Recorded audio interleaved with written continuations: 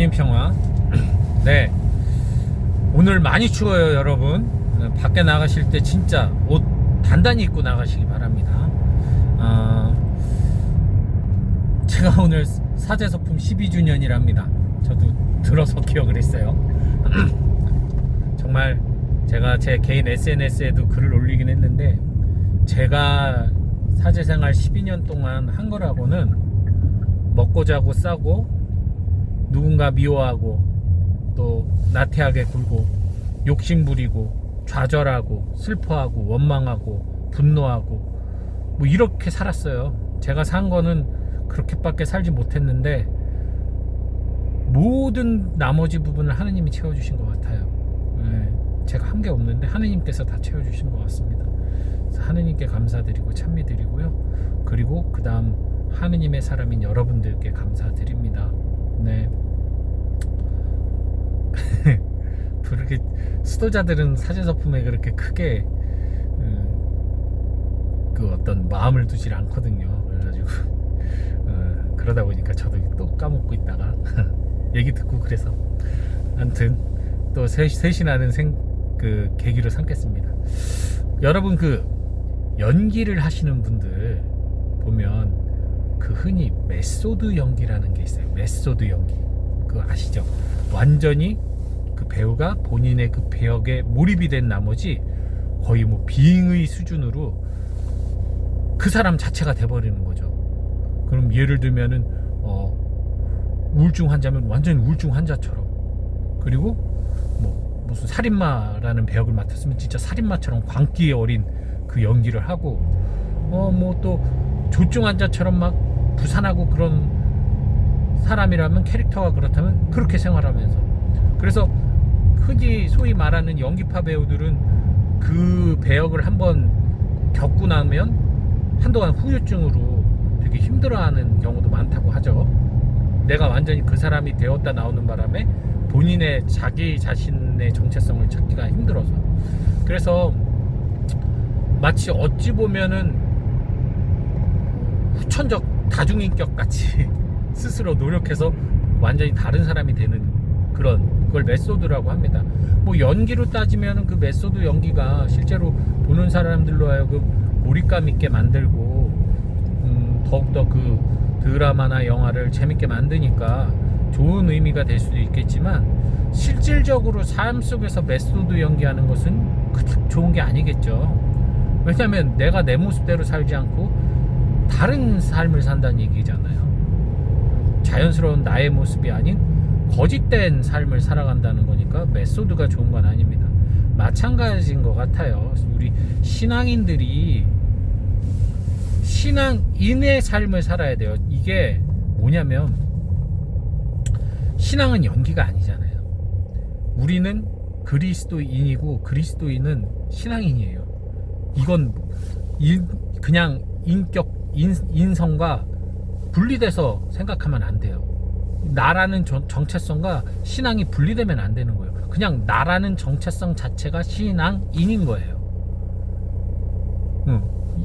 메소드가 아니라 존재 자체가 신앙인이 돼야 되는데, 많은 분들이 메소드 연기를 한다는 거죠.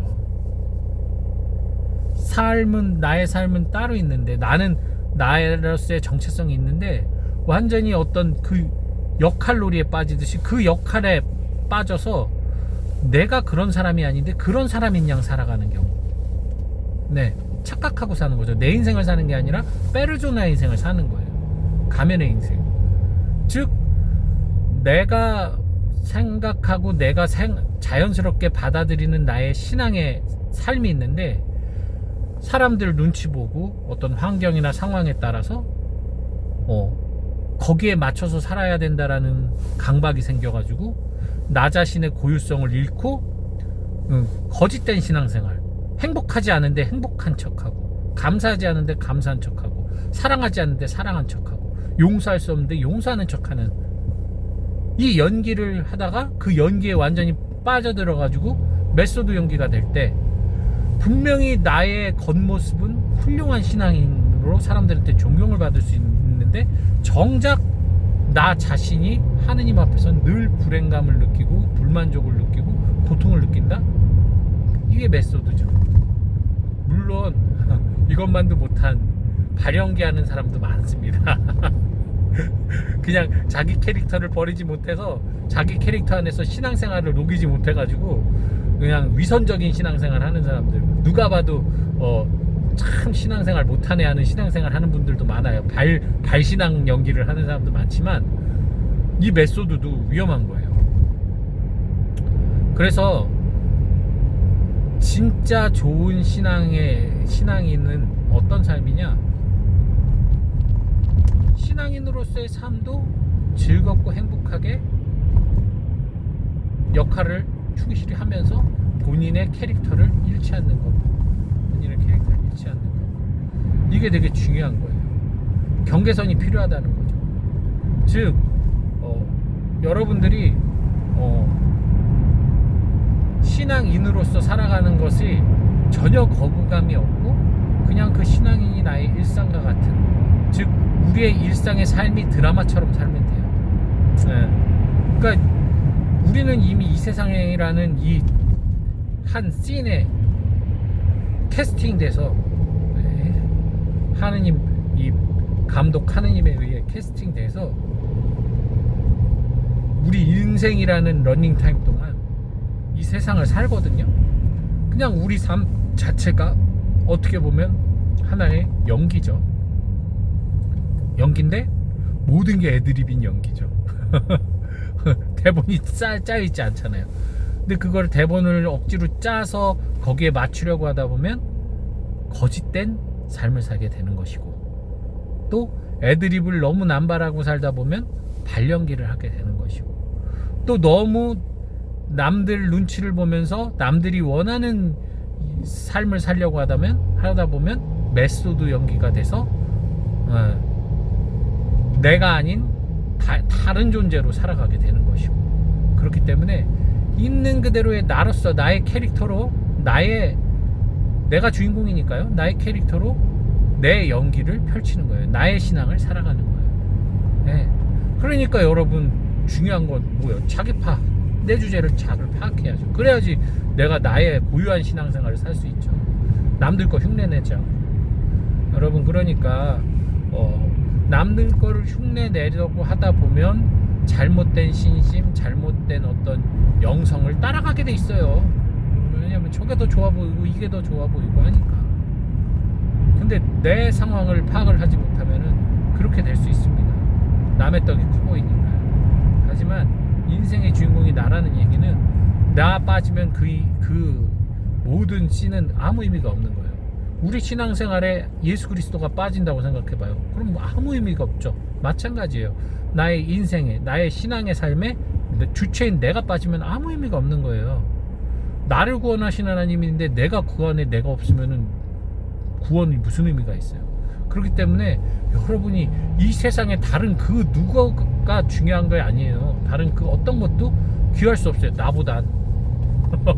그렇기 때문에 여러분, 남의 연기를 베끼려고 하지 마시고 남의 신앙생활을 흉내내지 마시고요. 여러분의 신앙생활을 사세요. 그래야 여러분의 찬미와 여러분의 기도와 여러분의 감사가 진심이 되는 겁니다. 남이 하는 거 흉내내서 기도문 열심히 외운다고 그게 진심이 되지 않아요. 네, 그러니까 여러분의 기도, 여러분의 신앙생활 하세요.